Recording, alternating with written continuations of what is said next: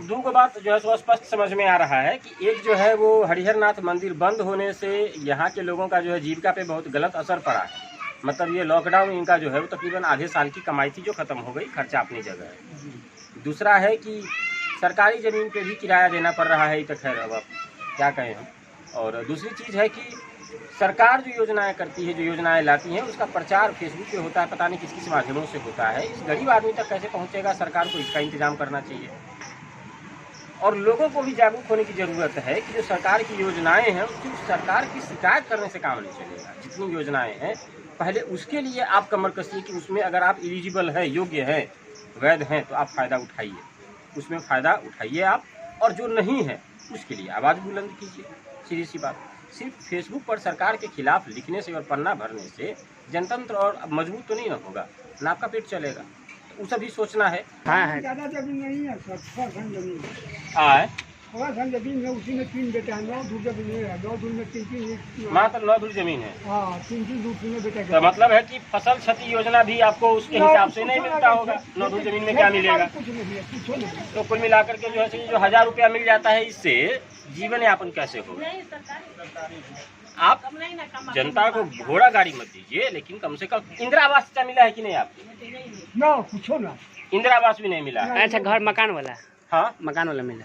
अच्छा, इंदिरा आवास मिला है आपको। चलिए, एक तो ये सरकार की तरफ से इंदिरा आवास मिला है आपको, तो ये कम से कम अच्छी बात है। सरकार को कम से कम न्यूनतम जो सेवाएं हैं लोगों के खाने पीने का, रहने का, इतना कम से कम गरीब लोगों के लिए सरकार को करना चाहिए।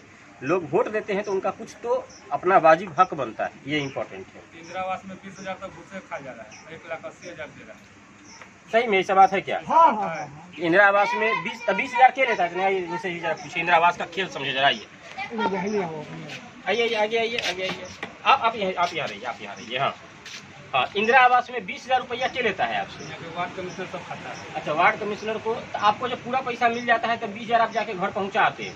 हाँ, काट लेता है उसी जगह। मैंने देखिए होता क्या है कि प्रधानमंत्री जी अब कहते हैं कि राजीव गांधी पहले कहते थे कि 1 पैसा हम डालते हैं तो मैंने पहुंचता है नीचे 4 आना। अब कहते हैं कि हम जितना डालते हैं उतना लोगों तक पहुंचता है। तो मतलब 2 लाख रुपये आपके खाता में आता होगा, तो आप जा करके कैश उनको पहुंचाते हैं।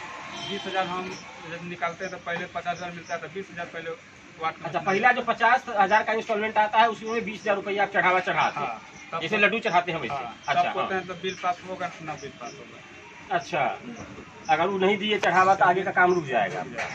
तो वो बचिए आपका 1,80,000। पैसा आने में लेट हो जाएगा, बहुत टाइम लग जाएगा, नहीं दीजिएगा। अच्छा, तो अब फिर उसके बाद उस पर काम शुरू किए आप अपना, तो 1,80,000 में घर बन जाता है एकदम। और कुछ उसमें अपना 2 लाख रुपये अपन लगाना पड़ेगा। महाजन से लेके, गरीब आदमी है तो महाजन से लेकर 1.5-2 लाख रुपये लगाना पड़ेगा। अच्छा, महाजन से लेकर 1.5-2 लाख अपन लगाना पड़ेगा। तो टोटल जो है सो उसका ये तो बड़ा दिक्कत है। 2 रूम बनाने से इसका मतलब है कि एक वाकई जो बहुत गरीब आदमी है फिर वो घर कैसे बनाएगा? क्योंकि महाजन सबको तो 1.5-2 लाख देगा नहीं ना, तो कुछ आपके पास होगा तभी देगा को 1.5-2 लाख रुपया।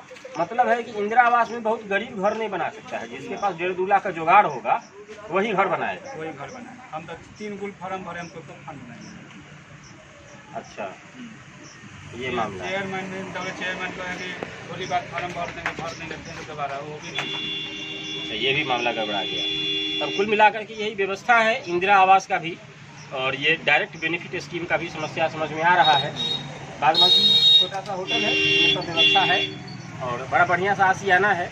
लेकिन अब यह आशियाना जो है वो कैसे बचेगा, कैसे लोग अपना खर्चा चलाएंगे, सरकार थोड़ा ध्यान देती तो बेहतर रहता। विकास वाली बात कहते लोगों को, अच्छे दिन के चक्कर में कितना दिन लोग वेट करेगा? शुरू का आगे क्यों होता है?